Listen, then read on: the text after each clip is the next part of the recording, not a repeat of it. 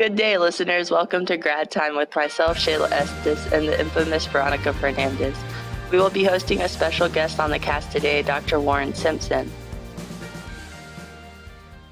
First off, I'm Shayla Estes, and I did my undergrad studies at Texas State in San Marcos, where I studied exercise sports science, specifically health and wellness promotion for clinical populations. And Veronica, tell us a little bit about your background. I went to the University of Houston and did my undergrad in bilingual education. Once I graduated, I started teaching and I realized physical education is the way I wanted to go, and I wanted to learn more about how I can educate students in physical education. And now we present to you our special guest, Doc Simpson. Tell us a little bit about yourself. My background is all in psychology, undergraduate, master's, and doctorate. I've been involved with curriculum design, athletic director. The discussion for today's topic is physical education. And Shayla, what do you think about PE in schools?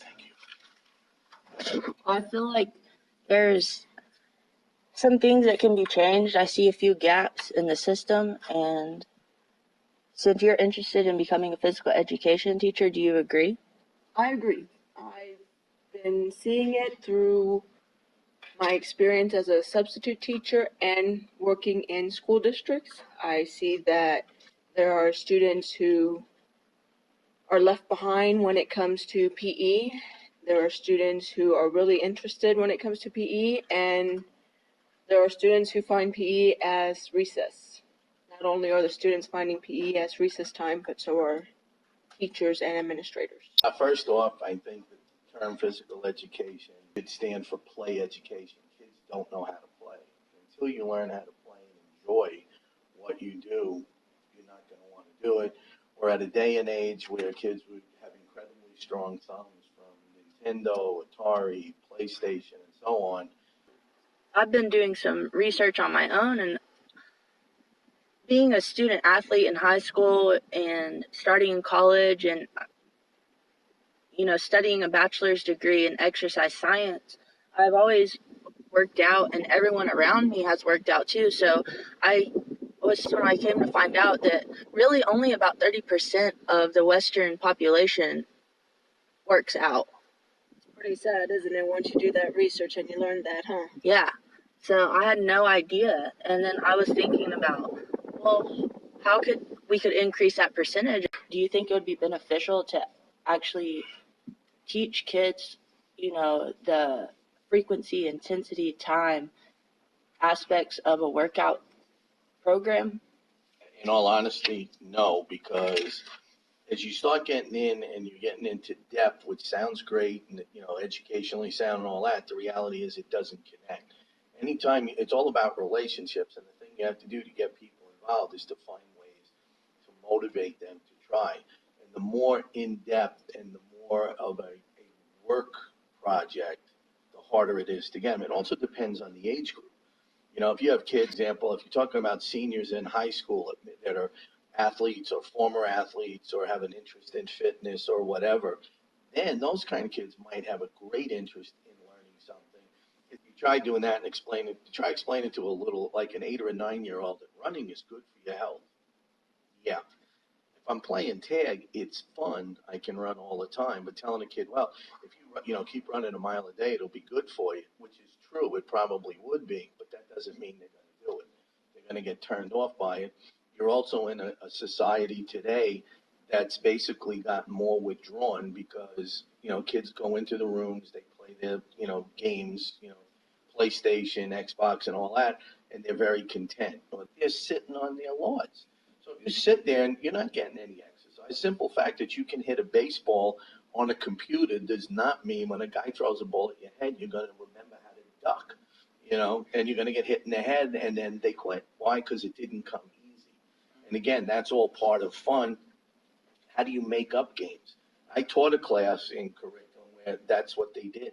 They had to make up games every month and then we'd go out and play them. They would take two sports and combine them together and make a new one. They find a game that they played as a kid that's been recycled. I taught an urban rec class a long time ago. I just remember all the games we played in the street. Not one kid, it was obviously from a different part of the country, not one kid in the class had ever played any of the games that I taught, and they were in love. These are so cool. Like, well, this is what you do. Different areas, you do different things. And the whole idea is, again, to get people wide-eyed. Curiosity may have killed the cat, but for little kids, the curiosity is what gets them active. So, as professionals and students that are interested in exercise, do you think that we have to just accept the fact that only 30% of the population works out, or do you think that there's a way that we can increase those numbers? I think it's the numbers are scary, and it depends. I've seen some that have said 50, 30, Yeah. all over the place. Again, it goes back to what are you trying to do? Now, there's a big difference between play and exercise. And that's one of the things I noticed when I was teaching is the fact that PE is not as important as the main subjects of math, science, and English, and PE is basically off to the side, where teachers call it, oh, it's the recess time for kids, which is pretty sad considering everything that's going on. And as you were saying, only, what was it, 30% of the population? It's like, there you go. It's impressive that that's what you guys like. And doing that there is a void. Yeah. The other one that's always been, and now PE not being a field anymore, because that's where all the coaches went. And then it would be that and history were the top two. Now, if you really want to do that, you really have to have English, math, or science. Yeah. And I'm sure when all the old coaches died, there will be a lot of openings in history. But all PE is now a totally secondary field. So when you go in, the reason being is I'm coaching. So you get a stipend to coach and a salary to teach. But it's like 90% of what you make is for teaching, 10% is the coaching, except most people put 90% of their effort into the coaching for 10% and 10 the The other job way. I had was $500 for each sport you coach. Yeah, the stipends on top of that. And then we had a movement, the self-esteem movement has also killed kids because we're too worried about not having any challenges where everybody has to be successful. You get a trophy for everything. Put kids in a classroom, and there was a presentation, a workshop I went to called the invisible jump rope. And the reason that they did the invisible jump, because that way every kid is successful and nobody will ever make a mistake. Well, nothing personal, but that ain't jumping a rope.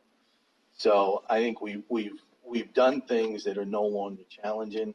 Kids don't know how to play.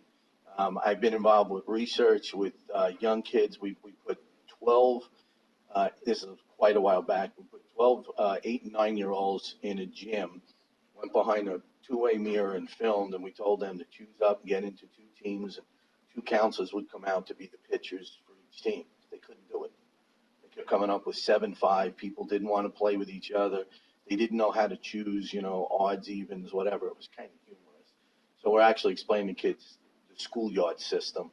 So part of physical education is the simple fact that people like to work with people that know how to do things already, rather than learning how to motivate a kid to try something new. And to me, if you use gaming theory, which would be play education, kids will get into it.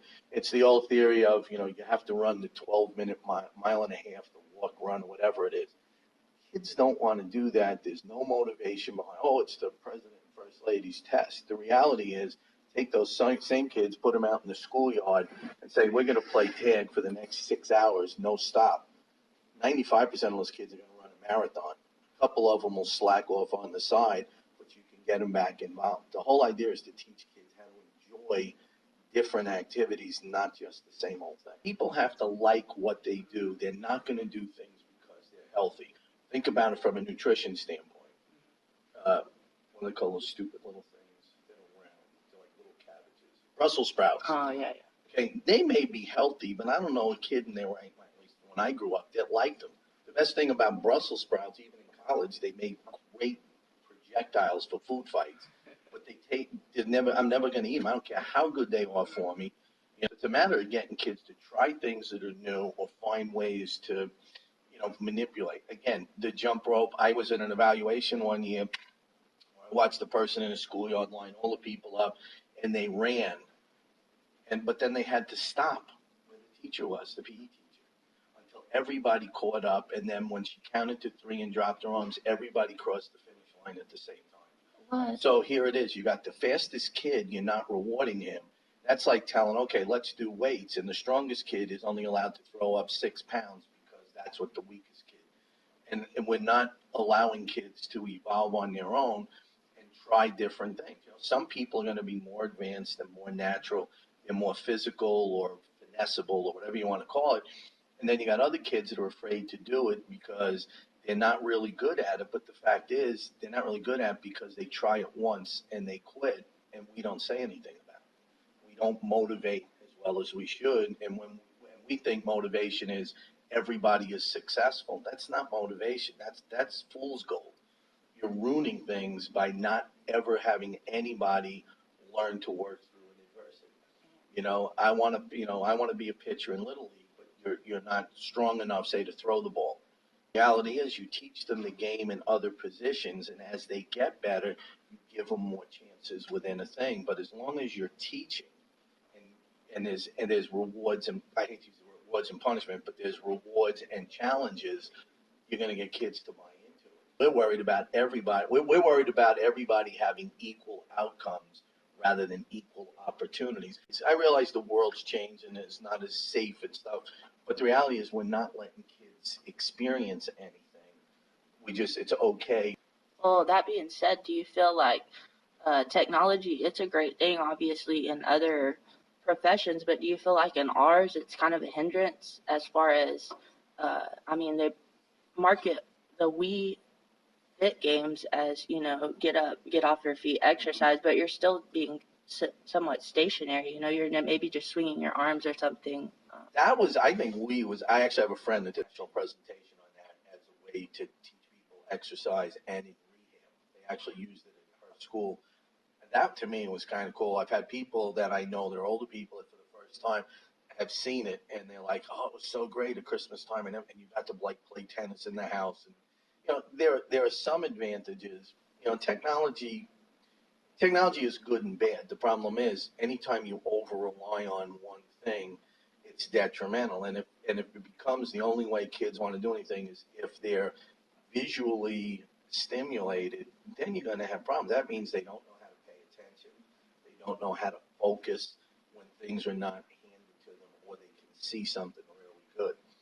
I remember, and I go through this in a lot of classes about what happens when you set up teams. I've seen articles and I've been to presentations where you should never allow kids to be captains because it's cruel, because some kid will always be picked last.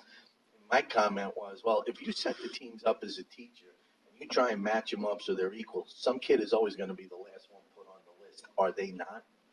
What's the difference? And again, it's about the hurt feelings and things. Hey, so what? You're the slowest kid. And the example I go back to was the stupid running thing that almost had my head explode. If the heavy set kid is going to come in dead last, that's okay. He's not a fast runner, but he happens to be the kid that lifts the most weights. Why would you tell him not to do the thing that he excels at? That basically breeds mediocrity. Yeah. Teaching people how to play tag, they all run, they stop, they do things. You may not be able to teach soccer, to like 7 or 8 or 5 or 6 year old, 7 or 8 year old kids, but you can teach them like a combination of kickball, play with a bigger ball. It took years for people to figure out in basketball that it was okay to it was in the 80s, make the ball a little bit smaller, because females in general have, and I have tiny hands for a guy, but females have, the game didn't change. They made the ball a little bit smaller, and then somebody got even more brilliant. And the first time I saw it was at a camp I was working. They have these overhangs where the basket, as you put it over, instead of a 10-foot rim, it drops it down to 8. When you have a 7 or an 8-year-old kid, rather than them trying to throw the ball up and learning no technique, they can actually do proper drills on the game hasn't changed.